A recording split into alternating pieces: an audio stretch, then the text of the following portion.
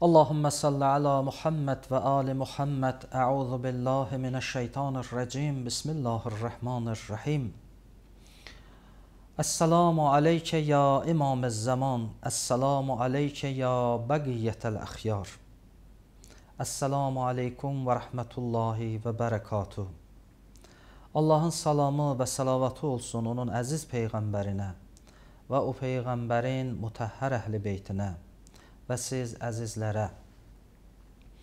Yenidən bu gözəl günlərdə, bu bərəkətli günlərdə sizləri xoş gördük. Bildiyiniz kimi Şaban ayıdır. Möminlər bu ayda oruç tutarlar və sevinərlər. Allah təbariki və Teala bu gözəl, bu mübarək ayda neçə əlamətdar hadisələr qərar verib. O hadisələrdən biri də budur ki, zamanəmizin imamı Həzrəti Hüccət əleyhissalatu vəssalamın dünyaya gəldiyi aydır. Şaban ayının 15-i dünyaya gəlibdi Həzrət və illərdir o Həzrət qeybidədir. Biz bu günahkar gözlərimizlə, naqis qəlbimizlə onu görə bilmirik. Və lakin o Həzrətin mübarək qəlbi ilə, mübarək gözləri ilə biz günahkar bəndələri, insanları görür. Və rivayətdə var ki, İmam-ı Zaman Əccəlallahu Teala Fərəcahu Şərifin qəlbi o zaman narahat olar ki, onun tərəfdarı günah eləyə. Onun tərəfdarı əgər günah eləsə, Həzrət narahat olar, pərişan olar. Əzizlər, biz özümüzü İmam Zaman əleyhissalama nisbət veririk, deyirik onun tərəfdarıyıq. Onun arxasınca gedənlərik. Çalışaq gərək günahlarımızdan tövbə eləyək. O Həzrətə layiq tərəfdar olaq. Ümid eləyirik inşallah bu yönümdə çalışarıq və bu yönümdə özümüzü islah edib kamala çatdırarıq. İmam əleyhissalatu vəssalam Allah tərəfindən insanlara göndərilən, təyin olunan bir nurdur. İnsanlar o nurun vasitəsi ilə hərəkət eləyirlər. Və illə o nur olmasa, insanlar qaranlıqda addım ata bilmədikləri kimi, onda dünya həyatında atdıqları addımlar hamısı səhv olacaq. Hamısı onların dünya və axirətinin zərərinə olan addımlar olacaq. Və bizim İslam hüququnda sabit olub ki, imamın göstərişi olmadan, imamın fərmayişi olmadan insan ölümə də getsə, o ölüm şərəfli ölüm hesablanmır. Gərək hər bir şey imamın göstərişi ilə olsun. Sual oluna bilər ki, bəs indi qeyb zamanıdır, biz necə eləyək imamın göstərişi ilə əməl eləyək?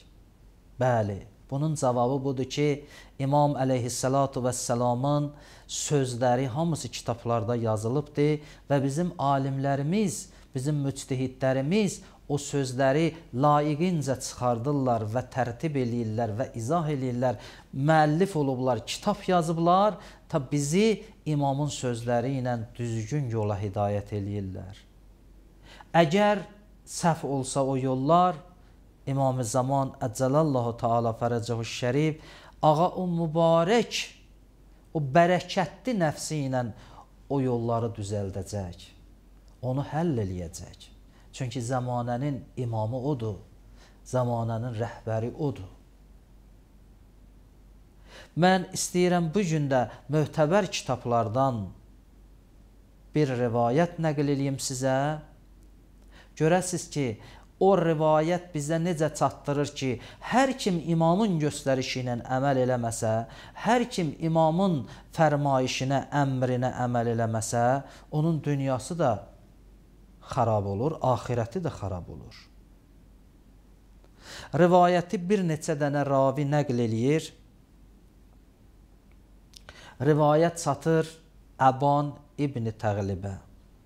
Əban İbn Təğlib İmam Cəfəri Sadiq əleyhissalamın şagirdlərindəndir. İmam Baqir əleyhissalamı da dərk eləmişdi, görmüşdü.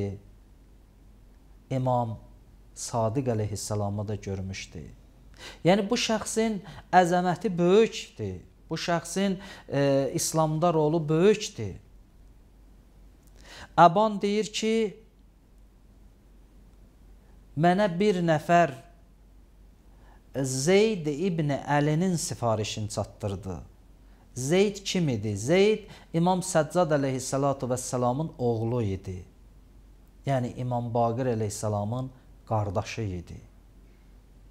Elə rivayətdə bu cürdür. Zeyd ibn Əli ibn Hüseyn. Zeyd Əlinin oğlu, Əli də Hüseynin oğlu. Yəni İmam Səccad əleyhissalamın adı Əli idi. Əban deyir ki, Zeyddən mənə bir sifariş gəldi ki, onunla görüşüm. Əban deyir, getdim Zeydin xidmətinə. Getdim Zeydin xidmətinə. Deyir, Zeyd mənə dedi ki, ya Əba Cəfər, sən nə deyirsən mənim yoluma, mənim gördüyüm işə? Bildiyiniz kimi Zeyd öz dövründə inqilab elədi. Zeyd öz dövründə o hakimiyyətə qarşı çıxdı. Bildiyiniz kimi Bəni Üməyyə idi hakimiyyətdə. İmam Hüseyn əleyhissalamı Kərbəlada şəhid eləyən Bəni Üməyyə oldu. Və Zeyd inqilab eləmək istəyirdi. Əban ibn Təğlib deyir ki, Zeyd mənə dedi ki, Əban, sən bizim bu yolumuza nə deyirsən? Sən bizimlə qoşularsanmı bu inqilaba? Ətəxrucu, sən də bizlə qoşularsın bu işə? Ya yox. Əban deyir, fəqultu ləhu, in kanə əbak, əv əxak, xərəctu məhu.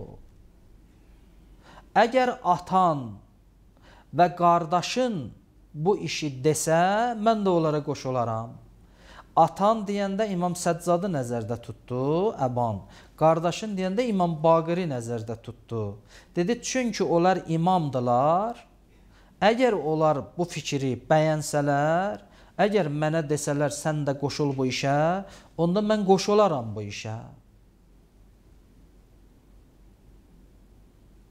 Yox, əgər onlar deməsələr, mən qoşulmaram bu işə. Baxın, burada Əban imamın rəyini gözləyir. Baxmayaraq Zeyd də imam oğludur. Baxmayaraq Zeyd də imam qardaşıdır. Amma Əban burada imamın sözünü duyur. Deyir ki, imamın sözü mənə vacibdir. İmamın itaəti mənə vacibdir. Deyir, Zeyd mənə dedi ki, onda sən öz canını qoruyursan da, istəmirsən də, sən məsələn şəhadətə yetişəsən. Mən istəyirəm, o qovmla, o zalim qovmla cihad eləyim, fəxruc mə'i, sən də bizlə olasan. Əban deyir ki, yox, mən bir dənə nəfsim var, bir dənə canım var, mən ondan qorxmuram. Burada mən öz vəzifəmi bilmək istəyirəm. Sənin atan və qardaşın bu isə razıdır, ya razı deyil. Əgər razıdırsa bu canı verərəm. Yox, narazıdırsa mən imamın əmrindən çıxa bilmərəm. Çünki yer üzündə Allahın hüccəti, imam onlardılar. Hər kim onların əmrindən çıxsa, huva halikun, o adam həlak olacaq. O adam aradan gedəcək. Həm dünyası xarab olacaq, həm axirəti.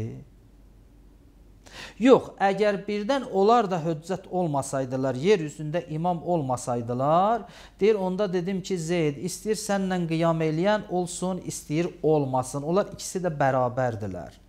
Onda daha fərqi yoxdur. Yox, əgər imam varsa, əgər imam bu işə icazə verirsə, onda bəli, mən də hazır. Əgər icazə vermirsə, onda mən bu işə qarışmıram. Deyir, onda Zeyd mənə dedi ki, ey Əba Cəfər, necə olur ki, mən atamla bir süfrədə oturmuşam. Zeyd deyir, yəni İmam Səccadla, mən atamla bir süfrədə oturmuşam. Atam çörəyi luqma eləyib mənə veribdi. yeməyi sərin eləyib mənə veribdi. Yəni mən onun oğluyam. Necə oldu ki, o mənə bunları demədi, o mənə başa salmadı, sənə başa saldı.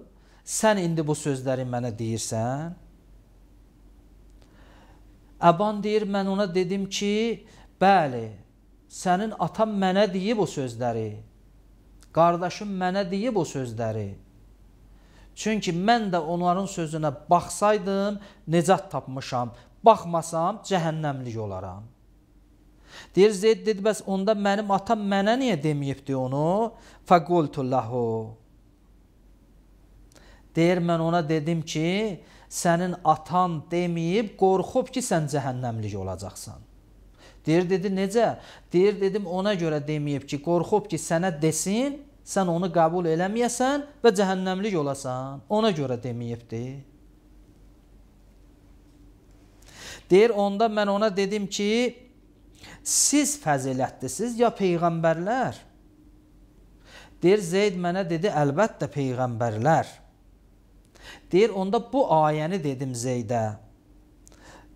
Yusif surəsinin 5-ci ayəsini dedim. Allah o ayədə buyurur, Həzrəti Yaqubun dilindən. Həzrəti Yaqub buyurdu, ya bunəyyə la təqsuz rüyəkə əla ixvətikə fəyəqidunə ləkə qeyda. Həzrəti Yaqub Yusif ki yuxu gördü, öz atasına danışdı. Həzrəti Yaqub dedi ki, oğlum, bu yuxunu qardaşlarına deməginən. Onlar sənə hiylə eləyərlər. Burada Həzrəti Yaqub Yusifə tapşırdı ki, yuxunu demə. Amma o biri oğlanlarına demədi ki, siz ona hiylə eləməyin. O biri qardaşlarına heç bir xəbər vermədi. Amma Yusifə tapşırdı. Əban deyir ki, mən də buna dedim ki, sənin atan, Zeydə dedim, atam bizə danışıb bunları. Amma sənə deməyib, səndən qorxub. Səndən qorxub, yəni sənin üçün qorxub. Sən sözünə qulaq asmazsan, sən cəhənnəmlik olacaqsan. Çünki imamın sözünə görə qulaq asasan. Və deyir, dedim ki, Həzrəti Yaqub niyə bəzi o biri oğlanlarına demədi ki, siz Yusifə hiylə eləməyin. Tək Yusifə dedi ki, وَلَا تَقْسُزْ رُؤْيَاكَ əla ixvətikə. Sən qardaşlarına bu yuxunu danışma, onlar sənə hiylə eləyərlər. Deyir, necə ki, Həzrəti Yaqub tək Yusifə dedi, qardaşlar, o biri oğlanlarına demədi, فَكَزَا أَبُوكَ كَتَمَكَ. Ona görə atan da bunu sənə deməyibdi. Niyə? Ləənnəhu xafə ələykə. Sənə görə qorxub, həzrət, sən qulaq asmazsan və cəhənnəmlik olacaqsan. Deyir, bunu deyəndən, necə ki, Həzrəti Yaqub demədi onlara ki, onlar qulaq asmasalar, cəhənnəmlik olacaqlar, elə atan da ona görə dedi. Ona görə də Əban deyir ki, Zeyd, ki, peyğəmbərlər çox bilir, peyğəmbərlər demədi, ona görə atan da demədi. Sən ki, peyğəmbərlərdən çox bilmirsən, bu sözü mənə deyirsən. Deyir, onda Zeyd mənə dedi ki, bəli, mənə xəbər veriblər ki, mən öldürüləcəyəm və nizələr başında mənim tikələrimi salacaqlar və məni asacaqlar. Deyir, Zeyd də bu sözü dedi, amma təəssüflər olsun ki, Zeyd yenə inqilab elədi, elə o cür də Zeydi para-para elədilər. Hətta şəhərin kənarlarına onun tikələrini vurdular, dedilər, hər kim bu işi görsə, onun cəzası budur. Əban deyir ki, mən bu söhbətimi İmam Cəfər əleyhissalatu vəssalama, İmam Cəfər Sadiq əleyhissalatu vəssalama Məkkədə danışdım. İmam Cəfər Sadiq əleyhissalam buyurdu, Əban, sən hamısını düz demisən. Və nə qabaqdan, nə arxadan, nə sağından, nə solundan bir dənə yol qoymamısan Zeyd üçün. Bütün işləri ona demisən. Baxın, bu rivayəti nəql eləməkdən məqsədim bundan ibarətdir ki, indi bəzi insanlar deyirlər ki, biz filan işi görürük, İmam Zamanla görüşürük, İmam Zaman bizə göstəriş verir, amma bu söz də batil bir sözdür. Çünki İmam Zaman əleyhissalatu vəssalamın bir məktubu var, təxminən yarım səhifədən ibarətdir. Həzrət Qeyb-i Kubraya çəkiləndə öz naibinə buyurdu ki, hər kim iddia eləsə ki, Qeyb-i Kubrada məni görüb, mənlə danışıb və mən ona göstərişlər vermişəm və huva kəzzabun, o yalancıdır. Əlbəttə daha bu veriliş çatmır ki, mən o rivayəti də hamısını oxuyum, xülasəsini dedim. İmam əleyhissalamı biz görə bilərik, amma tanımarıq. Bizim ustadımız deyərdi ki, imamı görə bilərik, amma o andaca onu tanımarıq. Ola bilər sonra bilərik müəyyən əlamətlərlə ki, o imamıdır. Amma həmən andaca onu tanımarıq. Və ona görə də İmam əleyhissalatu vəssalamın göstərişi olmadan insan hər hansı bir işi görsə, o işin ona faydası olmaz. Nə dünyada, nə axirətdə. Çalışaq ki, imamlarımızın sözlərin ki, bizim alimlər bizə nəql edirlər, onların fərmayişlərin ki, bizə nəql edirlər ki, İmam Zamanın qeyb dövründə vəzifəmiz nədir, nə etməliyik, necə hərəkət eləməliyik, onlara qulaq asaq və dünyamızı da abad eləyək və axirətimizi də abad eləyək. Allaha and veririk əzəmətinə, Allah təbarəkə və Teala bizi həqiqi imam tərəfdarlarından qərar versin. Vəssalamu aleykum və rəhmətullahi və bərəkatuhu.